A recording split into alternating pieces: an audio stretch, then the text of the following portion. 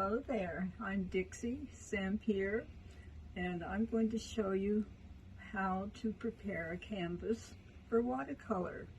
I know a lot of you have been asking what I use and what I do, so here we're going to give you my secrets.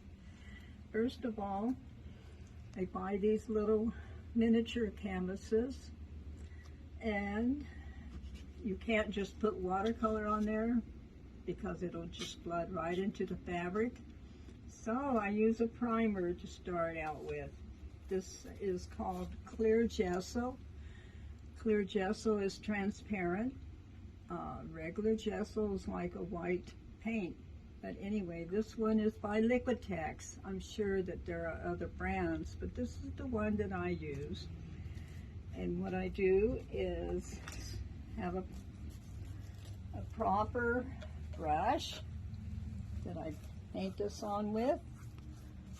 I just give one coat and do the sides also.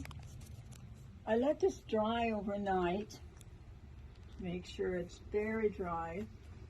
So when I come to it the next day, it feels gritty like a nail file. Oh dear. So it's got a rough, gritty surface. I just take a little piece of fine sandpaper, go like that, and it's nice and smooth, the way I like to put watercolor on. Okay, after that dries overnight, to be safe and make sure it's really dry, I lightly put in my drawing with a pencil. No, I'm not going to bother to draw the whole thing for you. Sometimes I don't even bother to draw a line on anything. I just make up something layer by layer. What comes out of my mind of creativity. So I draw that on there and use my watercolors and let that dry. You can let it dry as long as you want to, but I come in the next day in my studio and find that it's ready to use Sharpie pen to make my ink lines. I love to outline my globs of color that I'm very loose with in watercoloring. You can see I outline to define what the subject is, and that's called the Dixie touch.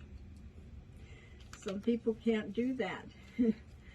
Or you could be very creative and make up little bottles and use the side panel to add the rest of it that you don't see normally. Isn't that cute? So, guess who? Maggie, my little doggie.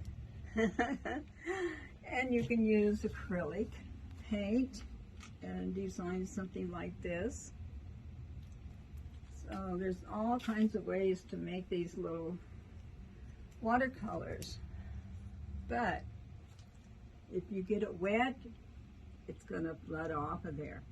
Best thing to do is to use a final varnish on it. This is by Grumbacher. It's matted, it's not glossy. I used this the next day after the watercolor and ink is very dry. So then the painting on there is permanent.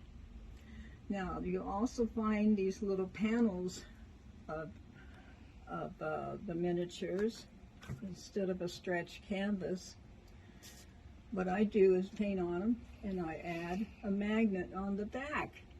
So you might find me on a refrigerator door with my art. So that's another thing to do.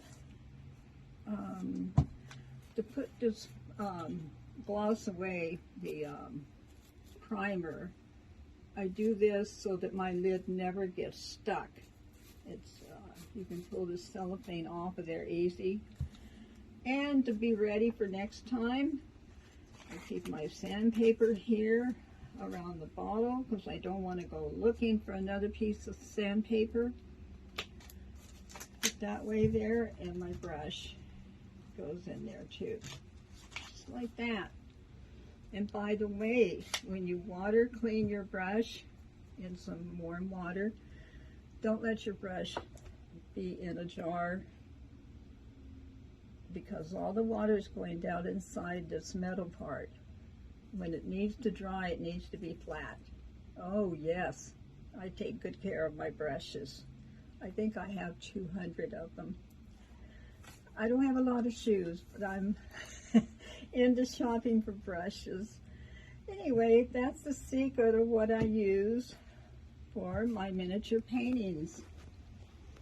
Yeah, the little easels. They're lots of fun. Everybody loves them. So I hope you have a fine time doing your miniatures now. You know how to do watercolor on canvas. Okay, happy painting.